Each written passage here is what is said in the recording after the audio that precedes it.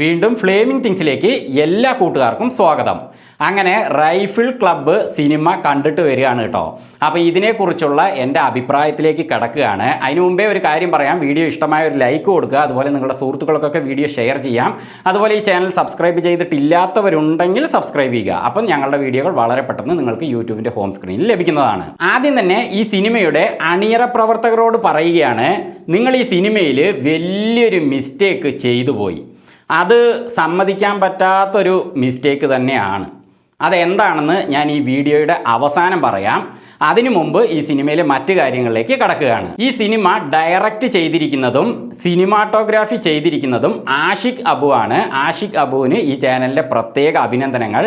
നന്നായിട്ട് നിങ്ങൾ ഡയറക്റ്റ് ചെയ്തിട്ടുണ്ട്. അതേപോലെ സിനിമാറ്റോഗ്രാഫി ഒക്കെ ഒന്നും പറയാനില്ല, ഗംഭീരമാക്കിയിട്ടുണ്ട്. അതേപോലെ തന്നെ ഈ സിനിമയ്ക്ക് കഥ ഡയലോഗുകളൊക്കെ എഴുതിയിരിക്കുന്നത് ശ്യാം പുഷ്കരൻ, ദിലീഷ് നായർ, സുഹാസ് പി തുടങ്ങിയവരാണ്. അവർക്കും പ്രത്യേക അഭിനന്ദിക്കുകയാണ്. ഒരു വേറിട്ട കഥയും വേറിട്ട ഡയലോഗുകളുമാണ് നിങ്ങൾ എഴുതിയിരിക്കുന്നത്.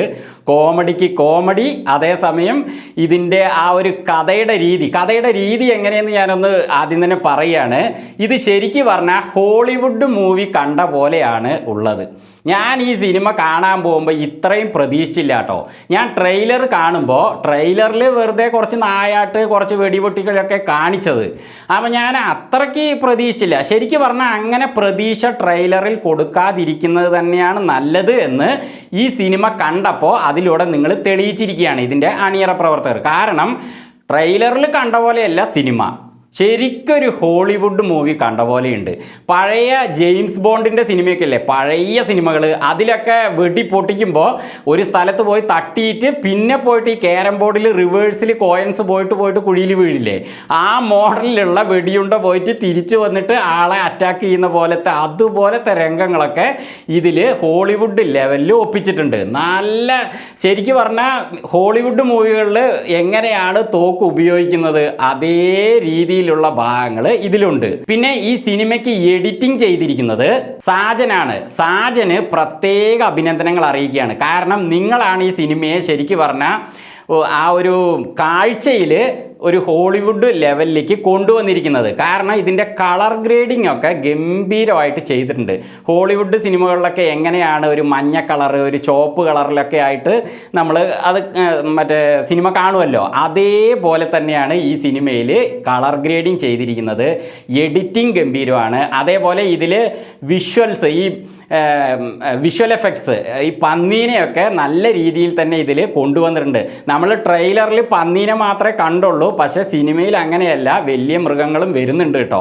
ഗംഭീരമാക്കിയിട്ടുണ്ട്. വിഷ്വൽ എഫക്ട്സും നന്നായിട്ടുണ്ട്. പിന്നെ ഇതിൽ ഹീറോ ആരാന്ന് ഞാൻ പറയണ്ടേ, അതാണ് പറയാൻ പ്രത്യേകിച്ചുള്ളത്. ഒന്നാമത്തെ കാര്യം, ഈ സിനിമയിൽ ഒരു ഉറുമ്പിനെ ഇവർ അഭിനയിപ്പിച്ചിട്ടുണ്ടെങ്കിൽ അതും ഈ സിനിമയിൽ ചിലപ്പോൾ ഹീറോ ആയിട്ടുണ്ടാവും. അതുപോലെയാണ് ഈ സിനിമയിലുള്ള ഓരോ കഥാപാത്രങ്ങളും, എല്ലാവരും ഹീറോസാണ്. ഇതിൽ വാണി വിശ്വനാഥ്, സുരഭി ലക്ഷ്മി, ദർശന, പൊന്നമ്മ ബാബു അവരൊക്കെ തന്നെ ഇതിൽ ഹീറോയിൽ എന്നല്ല പറയേണ്ടത്, ഹീറോസാണ്. പിന്നെ വേറെയും നടികളുണ്ട്. അതേപോലെ ഇതിൽ മെയിലായിട്ട് വന്നിരിക്കുന്നത് സുരേഷ് കൃഷ്ണ, ദിലീഷ് പോത്തൻ, വിനീത് കുമാർ, റംസാൻ മുഹമ്മദ്, വിജയരാഘവൻ, വിഷ്ണു അഗസ്ത്യ, അതേപോലെ കുറേ നടന്മാരും നടിമാരും ഇതിലുണ്ട്. എല്ലാവരും തന്നെ ഇതിൽ ഹീറോസാണ്. എല്ലാവർക്കും കാര്യങ്ങളൊക്കെ വളരെ നിസാരമാണ്. ഒരു സീനിൽ വില്ലന്മാർ വന്നിട്ട് കംപ്ലീറ്റ് വീട്ടിൽ വെടിപൊട്ടിക്കുമ്പോൾ ആർക്കും ഒരു അനക്കവും ഇല്ല, അങ്ങനെ ഇരിക്കുകയാണ്. പിന്നെ ആ സമയത്ത് വാണി വിശ്വനാഥിൻ്റെ ഒരു പുഞ്ചിരിയുണ്ട്. ആ പുഞ്ചിരി കുറേ നേരം കണ്ടിരിക്കാൻ നല്ല രസമുണ്ട്. കാരണം അവർ സിനിമയിൽ അഭിനയിച്ചിട്ട് കുറേ ആയിട്ട് ഇപ്പോൾ അഭിനയിക്കുന്നില്ലല്ലോ. ഇതിന് മുമ്പൊരു സിനിമ ഉണ്ടായിരുന്നു, അത് ഞാൻ കണ്ടില്ല എങ്ങനെയുണ്ടെന്ന്. ഇതിൽ അവരുടെ വേഷം പൊളിച്ചിട്ടുണ്ട്. അവർ ഇതിൽ ഹീറോ ആണ്. ആ ഒരു പുഞ്ചിരി നന്നായിട്ടുണ്ട്. അത് ക്യാമറയിൽ അങ്ങനെ കൊണ്ടുപോകുമ്പോൾ അവർ ചിരിച്ചുകൊണ്ടേയിരിക്കുന്നത് കാണാൻ നല്ല രസമുണ്ടായിരുന്നു. ഈ ചിരിക്ക് വേണ്ടിയിട്ടല്ല കേട്ടോ ഞാൻ സിനിമയെക്കുറിച്ച് പറയുന്നത്. ഈ സിനിമയിലെ എല്ലാ രംഗങ്ങളും തന്നെ പൊളി സാധനമാണ്. ഇതിലൊന്നും തന്നെ അധികപ്പറ്റായിട്ട് ഇല്ല. എല്ലാ സീനുകളും തന്നെ ഈ സിനിമയ്ക്ക് വേണ്ട ഭാഗങ്ങളാണ്. ഡയലോഗുകളിലൊക്കെ കംപ്ലീറ്റ് കോമഡിയെ അങ്ങോട്ട് നിറച്ചിരിക്കുകയാണ്. ഡബിൾ മീനിങ്ങിലുള്ള കോമഡി ഉണ്ട്, അതും അവർ പറയുന്നുണ്ട്. പക്ഷേ എന്നാലും കോമഡികളൊക്കെ, ഒരു വയസ്സായ അമ്മ വരുന്നുണ്ട്, അവർ റംസാൻ മുഹമ്മദിനോടും അതേപോലെ അവൻ്റെ ഒരു കാമുകിയായി വരുന്നവരോടും ചോദിക്കുന്ന ചോദ്യങ്ങളൊക്കെ അവർ പ്രായമായവർ എന്ന രീതിയിലല്ലാത്ത കാര്യങ്ങളാണ് ചോദിക്കുന്നത്. പക്ഷെ അവരങ്ങനെ ചോദിച്ചാൽ ആ സീനിന് അത് നന്നായിട്ടുണ്ട്. ദർശനയുടെ വേഷം കണ്ട അവരുടെ ആ കോസ്റ്റ്യൂംസ് ഒക്കെ കാണുമ്പോൾ ശരിക്കും ഹോളിവുഡ് മൂവിയിൽ വരുന്ന ലേഡീസിൻ്റെ പോലെ തന്നെയാണ് അവരുടെ ആ ഒരു വേഷവും അവരുടെ ഫേസ് കട്ടും എല്ലാം, അവരുടെ അഭിനയവും എല്ലാം ഇതിൽ വന്നിരിക്കുന്നത്. അതേപോലെ സുരഭി ലക്ഷ്മിക്കും തന്നെ ഇവിടെയൊക്കെ ഒരു വെട്ടൊക്കെ വെച്ചിട്ടുണ്ട് അവർ. പിന്നെ അവരുടെ വേഷം അങ്ങനെയാണ്, സംസാരവും അങ്ങനെയാണ്. വാണി വിശ്വനാഥും അതേപോലെ തന്നെ. ഇതിൽ ആരാണ് ലീഡായത് എന്ന് പറയാനേ പറ്റില്ല. ശരിക്കും പറഞ്ഞാൽ ലീഡായതായിട്ട് പറയാൻ സെക്രട്ടറി അവറാൻ, അതായത് ദിലീഷ് പോത്തൻ സാറ് ഗംഭീരമായിട്ടുണ്ട്. ദിലീഷ് പോത്തൻ സാറുടെ ഞാൻ കണ്ട സിനിമകളിൽ ഏറ്റവും ഗംഭീരമായ ഒരു സിനിമ ഏതാ ചോദിച്ചാൽ ഞാൻ ഇതിനെ പറയുള്ളൂ. കാരണം അങ്ങേര് ഇതിൽ ഹീറോ ആയിട്ട് അവസാനം വരെയും അങ്ങനെ പൊളിച്ചിട്ടുണ്ട്. പ്രശാന്ത് മുരളി അങ്ങേര് ഇതിൽ ഒരു പള്ളിയിലച്ഛൻ്റെ റോളിലാണ് വന്നിരിക്കുന്നത്. പള്ളിയിലച്ഛൻ്റെ റോളിലാണെങ്കിലും അങ്ങേര് ചെയ്യുന്നതൊക്കെ അതിന് നിരക്കുന്ന പോലത്തെ കാര്യങ്ങളല്ല. അതൊന്നും ഞാൻ സപ്പോർട്ടായി പറയേണ്ട ആളല്ലെങ്കിലും കാണുമ്പോൾ ശരിക്കും കോമഡി ആയിട്ടും അത് എൻജോയ് ചെയ്യാനും പറ്റുന്നുണ്ട്. എല്ലാവരും വെടിയൊക്കെ വെച്ചിട്ട് കുറേ പേരെ കൊന്ന സമയത്ത് സെക്രട്ടറി അവറാൻ പറയുന്നത് അച്ഛൻ പാപബോധം മാറാൻ വേണ്ടിയിട്ട് ഇവരോടൊന്ന് കാര്യങ്ങൾ പറയുമ്പോൾ അച്ഛൻ മുന്നിൽ നിന്നിട്ട് ബൈബിളിലെ കാര്യങ്ങളൊക്കെ പറയുന്നതൊക്കെ നല്ല കോമഡി ആയിട്ട് തന്നെയുണ്ട്. അപ്പോൾ അവരുടെ ആ പാപബോധമൊക്കെ മാറിയിട്ട് വീണ്ടും വെടിവെക്കാൻ പോകുന്ന രീതിയിൽ വയലൻസിൽ ഇറങ്ങുന്ന രീതിയിലാണ് ആ ഡയലോഗ് വരുന്നത്. പക്ഷേ അത് പള്ളിയിലച്ഛൻ പറയുമ്പോൾ അതൊരു ലോജിക്ക് അല്ലെങ്കിലും അത് കാണുമ്പോൾ കുഴപ്പമൊന്നുമില്ല, രസമുണ്ട്. പിന്നെ പള്ളിയിലച്ഛൻ പോലും ഇതിൽ ആക്ഷൻ രംഗങ്ങളിൽ ഇറങ്ങാനുള്ള ചാൻസ് കൊടുത്തിട്ടുണ്ട്. അതേപോലെ RDXൽ നമ്മൾ കണ്ട വില്ലൻ വിഷ്ണു അഗസ്ത്യ കക്ഷി ഇതിൽ ഹീറോ തന്നെയാണ്, നന്നായിട്ട് അഭിനയിച്ചിട്ടുണ്ട്. അങ്ങേർക്കാണ് ഈ ഡബിൾ രീതിയിലുള്ള വെടിവെക്കുന്ന സീൻ, അങ്ങനത്തെ കുറേ സംഭവങ്ങൾ ഇതിലുണ്ട്, ഞാൻ പറയുന്നില്ല, നന്നായിട്ടുണ്ട്. പിന്നെ വിജയരാഘവൻ സാറ് കിഷ്കിന്ദ കാണ്ഡത്തിൽ അപ്പുപിള്ളയായിട്ട് നമ്മളെയൊക്കെ വിസ്മയിപ്പിച്ച് കളഞ്ഞിരുന്നു. ഗംഭീര അഭിനയമായിരുന്നു. അതേപോലെ ഈ സിനിമയിൽ ആക്ഷൻ ത്രില്ലർ മൂവി എന്ന നിലയ്ക്ക് അങ്ങേര് കുത്തിയിരുന്നിട്ടാണ് കാര്യങ്ങൾ ചെയ്യുന്നതെങ്കിലും അങ്ങേര് കുത്തിയിരുന്നതിൽ നിന്ന് ഒരിക്കലും ഈ സിനിമയിൽ എഴുന്നേറ്റിട്ടില്ലെങ്കിലും ചെയ്യുന്ന കാര്യങ്ങളൊക്കെ ഗംഭീരമാണ്.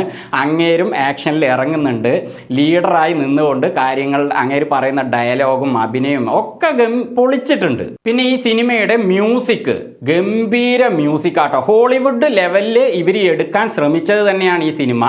ശ്രമം എന്ന് പറഞ്ഞാൽ അത് 100% വിജയിച്ചു എന്ന് എനിക്ക് പറയാൻ കഴിയും. കാരണം സോങ്സിലടക്കം അതേപോലെ ആ മ്യൂസിക്കിലടക്കം ഹോളിവുഡ് റേഞ്ചിലുള്ള ആ ട്യൂണൊക്കെ അവർ കൊണ്ടുവന്നിട്ടുണ്ട്. അതൊക്കെ ഗംഭീരമായിട്ടുണ്ട്. ഇൻ്റർവെല്ലിൻ്റെ സമയത്ത് ആകാശത്തേക്ക് ഒരു വെടി വെച്ചിട്ട് അത് മേലെ പോയിട്ട് പിങ്ക് നിറത്തിലാവുന്നുണ്ട്. അതൊരു അടയാളം കാണിക്കുന്നതാണ്. അപ്പോൾ ഇടവേള എന്ന് എഴുതി വരുന്നുണ്ട്. അതൊക്കെ ഹോളിവുഡ് മൂവികൾ നമ്മൾ കണ്ടിട്ടുള്ളതാണ്. അതൊക്കെ മലയാള സിനിമയിൽ അവർ കൊണ്ടുവന്നത് എന്തായാലും നമുക്ക് അഭിമാനിക്കാവുന്ന വിഷയം തന്നെയാണ്. എല്ലാം കൊണ്ട് ഒരു ഹോളിവുഡ് മൂവി കണ്ട ഒരു പ്രതീതിയാണ് എനിക്ക് ഈ സിനിമ ലഭിച്ചിരിക്കുന്നത്. അപ്പോൾ ആക്ഷൻ ത്രില്ലർ മൂവി ഇഷ്ടപ്പെടുന്ന എല്ലാവരും തന്നെ ധൈര്യമായിട്ട് പോയി ടിക്കറ്റ് എടുത്തോ മക്കളെ. കാരണം ഇങ്ങനത്തെ സിനിമകൾ അടുത്തൊന്നും നമുക്ക് കാണാൻ പറ്റില്ല, അതിന് ഞാൻ ഗ്യാരണ്ടി. കാരണം ഈ സിനിമയ്ക്ക് എനിക്ക് ഒരു മൈനസ് പോയിന്റ് പറയാൻ എനിക്കില്ല. ഇതിൽ ശരിക്കും പറഞ്ഞാൽ ഒരു ലോജിക്കൊക്കെ നമ്മൾ ചിന്തിക്കുകയാണെങ്കിൽ ഒരിക്കലും നമുക്ക് സിനിമ കാണാൻ പറ്റില്ല. ലോജിക്ക് ചിന്തിക്കേണ്ടി വരും. ആ സിനിമ എടുത്ത കാര്യങ്ങളിൽ പല കാര്യങ്ങളിലും ലോജിക്ക് ഇല്ലാതിരിക്കുമ്പോൾ നമുക്ക് തന്നെ അത് കാണുമ്പോൾ ഒരു ബുദ്ധിമുട്ട് തോന്നും. പക്ഷേ ഇതിൽ ഇവരിങ്ങനെയൊക്കെ വെടിയൊക്കെ പൊട്ടിച്ച് കൊലപാതകവും കാര്യങ്ങളൊക്കെ നടക്കുമ്പോൾ പോലീസൊന്നും വരില്ലേ എന്നൊക്കെ നമ്മൾ ചോദിക്കുകയാണെങ്കിൽ അങ്ങനെ ഒരു ചോദ്യം ഈ സിനിമ കാണുമ്പോൾ നമുക്ക് തോന്നില്ല, ലോജിക്ക് ഇല്ലാത്തതായിട്ട് തോന്നില്ല. കാരണം ഹോളിവുഡ് മൂവികളിലെ പോലെ തന്നെയാണ് അവർ എടുത്തിരിക്കുന്നത്. അപ്പോൾ നമുക്ക് കണ്ടിരിക്കുമ്പോൾ അങ്ങനെ ലോജിക്ക് പ്രശ്നം ഒന്നും തന്നെ ഈ സിനിമയിൽ തോന്നുന്നില്ല. ആ രീതിയിലാണ്, ഒരു ഗംഭീര മേക്കിംഗ് ആണ്. ഇനി അണിയറ പ്രവർത്തകർ ഇതിലൊരു വലിയ മിസ്റ്റേക്ക് ചെയ്തിട്ടുണ്ട് എന്ന് ഞാൻ പറഞ്ഞല്ലോ, അതെന്താണെന്ന് ഞാൻ പറയുകയാണ്. നിങ്ങൾ എന്ത് പണിയായി കാണിച്ചിരിക്കുന്നത്? അവസാനമായപ്പോൾ ഞാൻ വലിയൊരു വിഷയം പ്രതീക്ഷിച്ചു, ഇതിൻ്റെ രണ്ടാം ഭാഗം. ഇതിന് രണ്ടാം ഭാഗത്തിനുള്ള സാധ്യതയുണ്ടല്ലോ. പിന്നെ എന്തേ നിങ്ങൾ അങ്ങനെ ഒരു സംഭവം കാണിച്ചില്ല? ഞാൻ ഈ സിനിമ കഴിയാറായപ്പോൾ അതിൽ ഇങ്ങനെ എൻഡ് സ്ക്രീനിൽ ടൈറ്റിലുകളൊക്കെ വന്നപ്പോൾ സിനിമ കഴിഞ്ഞു എന്ന് പറഞ്ഞ് ഞങ്ങൾ ഇറങ്ങി. കാരണം അതിൻ്റെ രണ്ടാം ഭാഗം ഞാൻ പ്രതീക്ഷിച്ചിരുന്നു, വന്നില്ല. അപ്പോൾ പുറത്തിറങ്ങിയതിന് ശേഷം വീണ്ടും ഉള്ളിൽ സൗണ്ട് കേട്ടു, വോയിസ് കേട്ടു. അപ്പോൾ ഞാൻ തിരിച്ച് ഓടിക്കയറി നോക്കി, രണ്ടാം ഭാഗം ആയിരിക്കുന്നു. കാരണം ഈ സിനിമയ്ക്കൊക്കെയാണ് രണ്ടാം ഭാഗം വരേണ്ടത്. ഇത് രണ്ടാം ഭാഗം വന്നാൽ തിയേറ്റർ അങ്ങോട്ട് കത്തും. കാരണം ഈ സിനിമ തന്നെ എന്തായാലും കണ്ടു കഴിഞ്ഞാൽ കത്തുന്നുള്ള കാര്യം എനിക്ക് ഉറപ്പാണ്. ഇനി പ്രേക്ഷകർ എങ്ങനെയാണ് ഇത് സ്വീകരിക്കുന്നത് എനിക്കറിയില്ല. എൻ്റെ വ്യക്തിപരമായ അഭിപ്രായമാണല്ലോ ഇത്. എനിക്ക് ഈ സിനിമ നന്നായി ഇഷ്ടപ്പെട്ടു. ഈ സിനിമ ഞാൻ കാണാൻ പോയപ്പോൾ കുറേ ആളുകളുണ്ടായിരുന്നു. എല്ലാവർക്കും തന്നെ ഈ സിനിമ ഇഷ്ടപ്പെട്ടിട്ടുണ്ട്. എല്ലാവരും തന്നെ രണ്ടാം ഭാഗം പ്രതീക്ഷിച്ച് അവിടെ നിൽക്കുകയും ചെയ്തു. പക്ഷേ അവസാന ഒരു ഡയലോഗ് വിജയരാഘവൻ സാറ് പറയുന്നുണ്ട്, അതും കൂടി കണ്ടിട്ട് ഇറങ്ങണം കേട്ടോ. ആ ഡയലോഗ് അതിനു മുമ്പ് അദ്ദേഹം സിനിമയിൽ പറഞ്ഞതാണ് ഉള്ളിൽ. ആ പറഞ്ഞതിന് ശേഷം അത് എവിടെ എന്ന് ചോദിക്കുന്ന ഒരു രംഗമാണ്. അപ്പോൾ പൊന്നമ്മ സാബു അവർ ആ ഒരു സംഭവം കൊണ്ടുവന്ന് അവിടെ ടേബിളിൽ വെക്കുന്നുണ്ട്. അപ്പോഴാണ് അവരെല്ലാം ചിരിക്കുന്നത്. അതുകൂടി കാണുമ്പോഴാണ് ഇത് പൂർണ്ണമാകുന്നത്. അതിന് മുമ്പ് തിയേറ്റർ വിട്ട് ഇറങ്ങണ്ട. കാരണം അപ്പോഴാണത് ഈ സിനിമ നമ്മൾക്ക് കാണുമ്പോൾ പൂർണ്ണമാവുന്നത്. അപ്പോൾ അണിയറ പ്രവർത്തകരോട് എനിക്ക് പറയാനുള്ളത്, ഈ സിനിമയിൽ നിങ്ങൾ രണ്ടാം ഭാഗം കാണിച്ചില്ലെങ്കിലും ഇതിൻ്റെ രണ്ടാം ഭാഗം നിങ്ങൾ ഇറക്കണം എന്നാണ് എൻ്റെ അഭിപ്രായം. പ്രേക്ഷകരുടെയും അഭിപ്രായം അത് തന്നെയായിരിക്കും. കാരണം സിനിമ കഴിഞ്ഞ് ഇറങ്ങുമ്പോൾ എല്ലാവരും തന്നെ രണ്ടാം ഭാഗം ഉണ്ടാവുമെന്ന് പ്രതീക്ഷിച്ച് നിന്നു. അതുപോലത്തെ ഒരു ഐറ്റമാണ്, പൊളി സാധനമാണ് നിങ്ങൾ എടുത്തു വെച്ചിരിക്കുന്നത്. ഞാൻ ഇതിൽ പ്രത്യേകിച്ച് വലിയ നടന്മാരെയൊന്നും, ഇതിലുള്ള നടന്മാരൊക്കെ എക്സ്പീരിയൻസ് ആക്ടേഴ്സ് തന്നെയാണ്, നല്ല നടന്മാർ തന്നെയാണ്. പക്ഷേ മമ്മൂക്കയോ ലാലേട്ടനോ അങ്ങനെ നടന്മാരൊന്നും ഇതിൽ കാണിച്ചിട്ടില്ലെങ്കിലും ദിലീഷ് പോത്തനൊക്കെ ഇത് ശരിക്കും പറഞ്ഞാൽ ശിക്കാരി ശംഭു ആണ് അതാ പോകുന്നത് പറയുമ്പോൾ അങ്ങേരുടെ ഒരു വളിഞ്ഞ ഇളിയുണ്ട്. അതൊക്കെ ഗംഭീരമായിട്ടുണ്ട്. പക്ഷേ പിന്നെ അദ്ദേഹം ചെയ്യുന്ന കാര്യങ്ങൾ എന്താണെന്ന് സിനിമ കണ്ട് മനസ്സിലായിക്കോളി. ഗംഭീര ത്രില്ലിങ് പറഞ്ഞാൽ അമ്മാതിരി ത്രില്ലിങ്ങാണ്. ഇതിൻ്റെ ഫസ്റ്റ് ഹാഫ് സെക്കൻഡ് ഹാഫ് എന്നൊന്നുമില്ല. ഫസ്റ്റ് ഹാഫും നന്നായിട്ടുണ്ട്, സെക്കൻഡ് ഹാഫും നന്നായിട്ടുണ്ട്. അവസാനത്തെ ആ വിജയരാഘവൻ പറയുന്ന ഡയലോഗ് സിനിമ കഴിയുമ്പോൾ അതുവരെ നന്നായിട്ടുണ്ട്. പിന്നെയും കുറച്ച് നേരം കൂടി ഉണ്ടായാൽ മതിയായിരുന്നു എന്ന് നമുക്ക് തോന്നത്തക്ക വിധമാണ് അവർ ഇത് മേക്ക് ചെയ്തിരിക്കുന്നത്. അപ്പോൾ ശരി കൂട്ടുകാരെ, അടുത്ത വീഡിയോയിൽ നമുക്ക് കാണാം. ബൈ.